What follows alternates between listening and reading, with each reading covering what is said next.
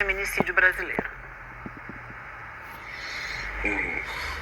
Acho que são sentimentos mistos que ainda estão ressoando.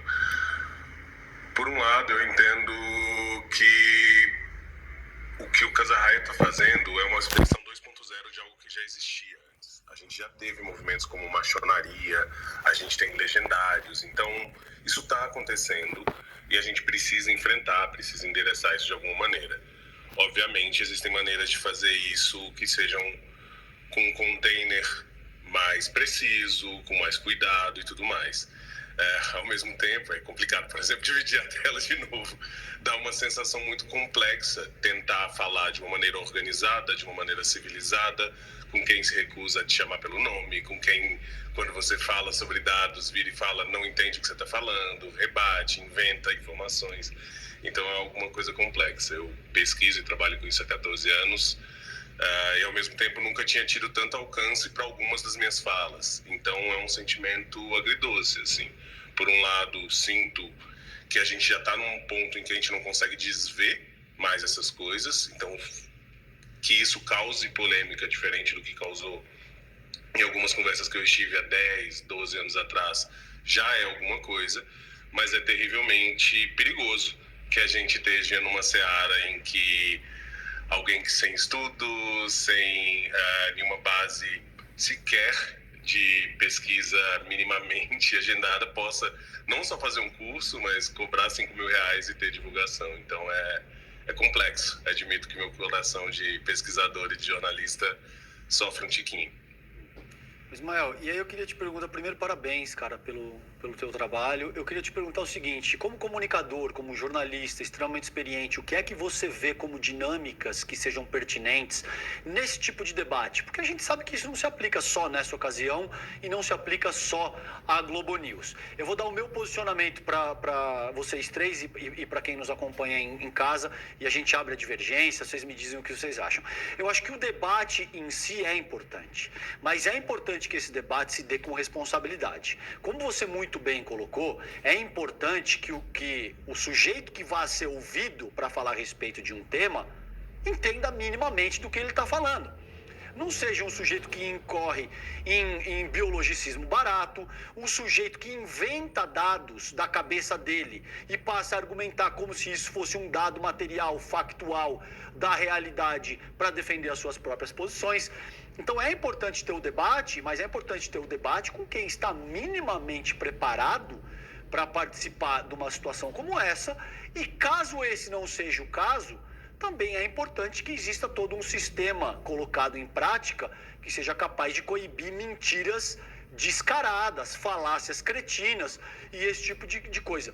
Queria te escutar, o que você acha que pode ser pertinente? Não sei, talvez verificação de dados em tempo real, talvez pedir para o cara apresentar a fonte a qual ele se refere em tempo real. Quero te ouvir um pouco, querido, a respeito disso, por favor.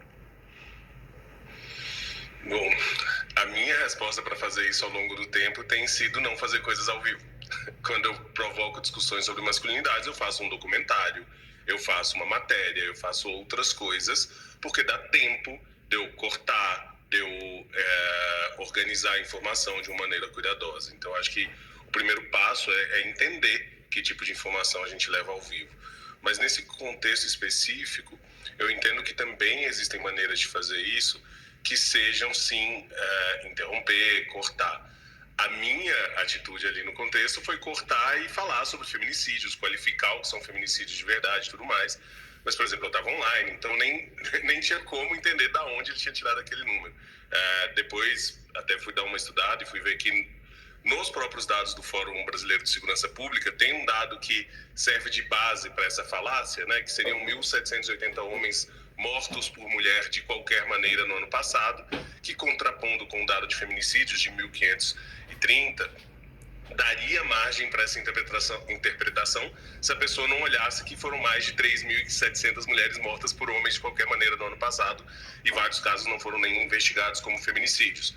Mas nesse contexto é muito difícil fazer isso num debate ao vivo, sem que seja minimamente atrasado. Eu sei que também tem essa política, que é uma possibilidade. Acho que para temas como esse a gente pode fazer coisas como o Oscar já faz, que é ter algum delay ali de 30 segundos, 40 segundos, que a gente tem a chance de poder cortar, de alguém que está na coordenação do programa falar. Então, eu acho que existem maneiras da gente coibir. Ao mesmo tempo, concordo com você, se a gente deixar esses discursos crescerem no vácuo, sem nenhum tipo de debate, sem nenhum tipo de intervenção, é muito complexo a gente conseguir disputar essas narrativas. Ismael, bom dia, é um prazer ter você aqui com a gente.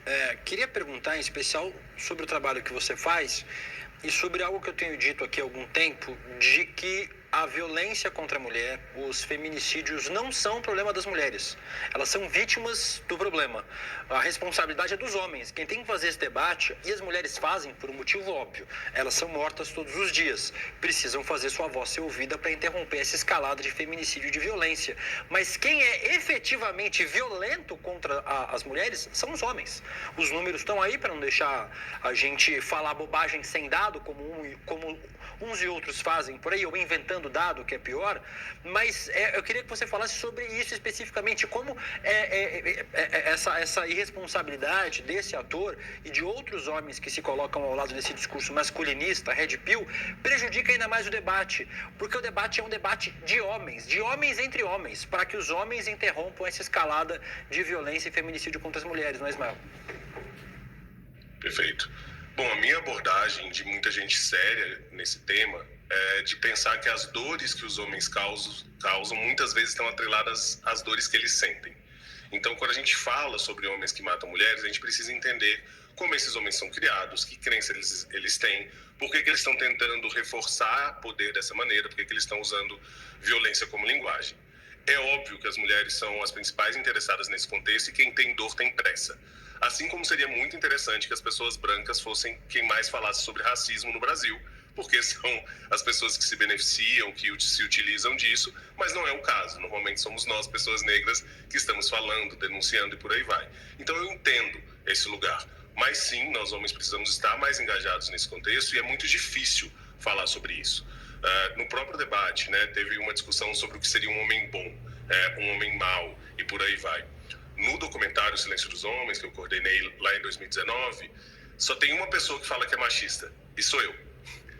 Eu não era para aparecer no documentário, não gosto muito desse contexto, mas a gente chegou no final das gravações e não tinha nenhum homem falando isso. E não tem uma linha de chegada. Não dá para a gente combater violência contra as mulheres se nós, homens, não entendermos que mesmo que a gente seja consciente, tente lutar contra isso, a gente ainda está sujeito a ser machista, a gente ainda está sujeito a, no mínimo, se beneficiar de uma sociedade que nos privilegia. Então, enquanto a gente achar que o problema não é com a gente, o problema é com o outro, muitas vezes a gente sequer interpela nossos amigos, nossos colegas de trabalho, quando estão sendo machistas, quando estão sendo misóginos, é muito difícil da gente ser parte dessa mudança. Então, concordo super, entendo que precisamos ser parte da solução, se somos a parte do problema, mas essa é uma conversa difícil com homens que ainda estão muito presos numa lógica tarefeira. Já não faço isso, então já fiz a minha parte. E não é o caso, né? A gente está falando de uma mudança cultural profunda que não vai acontecer com um documentário, com uma entrevista ou em só uma geração. A gente precisa fazer muita coisa diferente e, essencialmente, a gente ainda está criando os meninos mais ou menos do mesmo jeito. Então, essa é uma coisa que assusta e a gente precisa estar engajado, inclusive em contextos ditos progressistas, que muitas vezes tem essa conversa ainda bem incipiente. Ô Vivian, só um dado para ajudar a embasar isso que o Ismael fala, que é sobre racismo, não é sobre machismo. Tem um estudo feito pelo Instituto de Referência Negra Peregum e pelo Projeto SETA, que ouviu em 2023 dos brasileiros sobre racismo. E 81% dos brasileiros dizem que o Brasil é um país racista. Mas só 11% dos entrevistados dizem que já foi racista alguma vez.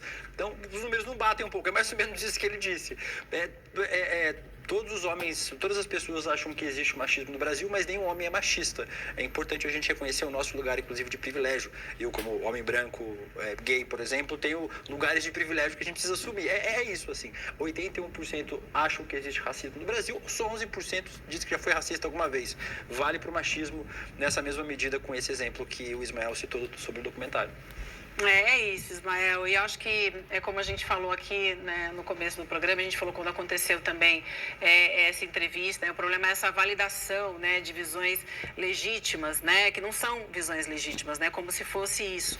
Eu acho que esse foi o grande problema desse debate. A gente viu aqui, acompanhei do começo ao fim, depois a gente assistiu os cortes também, a sua tentativa o tempo inteiro. E agora, muito interessante ouvir o bastidor que você traz, exatamente isso. Você estava numa entrevista online, você não tinha nem essa oportunidade de estar frente a frente, né? Porque os nossos gestos dizem muito também, né? Mas eu imagino o quanto foi difícil isso para você.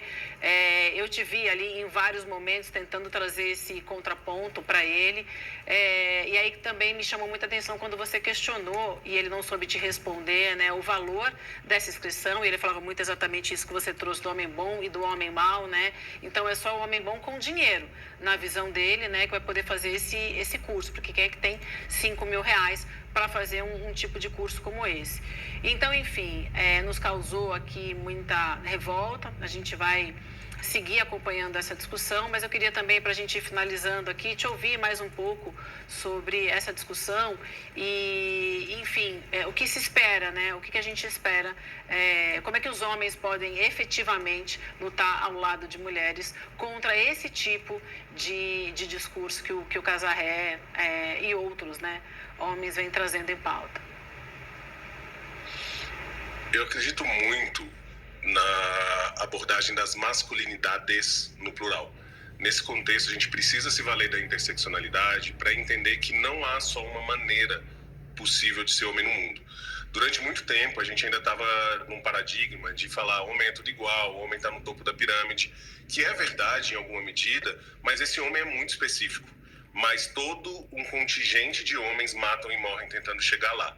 Enquanto homens negros estiverem presos a uma promessa patriarcal de que eles vão acessar esse lugar de poder e estiverem disponíveis para serem mortos e matarem, por exemplo, tentando chegar lá, enquanto homens gays nos aplicativos estiverem falando não curto afeminados, como se a noção de masculinidade desejável fosse do homem cis hétero, enquanto a gente não estiver falando sobre outras alternativas possíveis para as masculinidades, vai ser muito difícil da gente ter caminhos diferentes e positivos nessa caminhada. Nesse contexto, eu acredito muitíssimo de falar sobre esses assuntos, de romper o silêncio que os homens têm em torno de si, né? Homens falam muito, falam o tempo todo, interrompem as mulheres, mas dificilmente se implicam em falar sobre dores, anseios, problemas, dúvidas.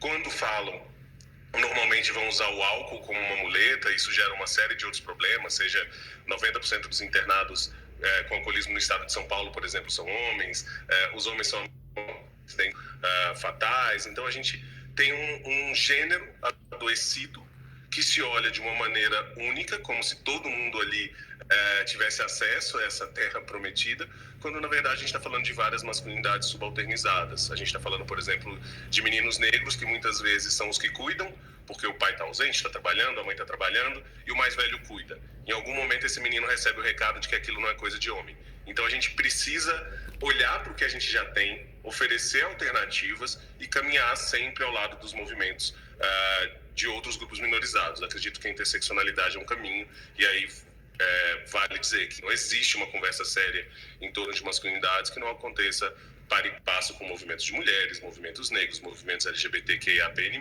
movimentos anticapacitistas e outros. Então, eu fico feliz que esse debate está chegando. Existe algumas décadas estudo, muita gente séria trabalhando, a gente tem previsão na Lei Maria da Penha de grupos reflexivos para homens autores de violência, mas não temos em todas as comarcas, e essa é um dos melhores mecanismos de combate aos feminicídios do Brasil. Então eu acho que a gente está caminhando, mas ainda falta bastante. Espero que essa conversa não seja a nossa única e que a gente possa continuar engajado nisso. Obrigado pelo tempo. Também espero e queria até te fazer um pedido. Como eu te falei, a gente tem esse segmento todos os dias, o Nenhuma Menos, então eu queria falar mais com você, te trazer aqui outras vezes, mas também que você indicasse pra gente esses programas, cursos, debates, para que a gente possa usar esse espaço aqui no N1 para divulgar isso. Porque eu acho que também falta muita informação, falta isso chegar para as pessoas, para homens e para mulheres, e a gente tem aqui um veículo forte como o ECL que pode fazer esse serviço. Então eu te peço para a gente manter esse contato e você passar isso para a gente voltar aqui em novas oportunidades. Isso é um prazer. Obrigada, Ismael. Um beijo para você. Obrigada novamente e até uma nova oportunidade. Vamos seguir por aqui, gente. A gente vai encerrar a enquete que a gente fez hoje, falando sobre a indicação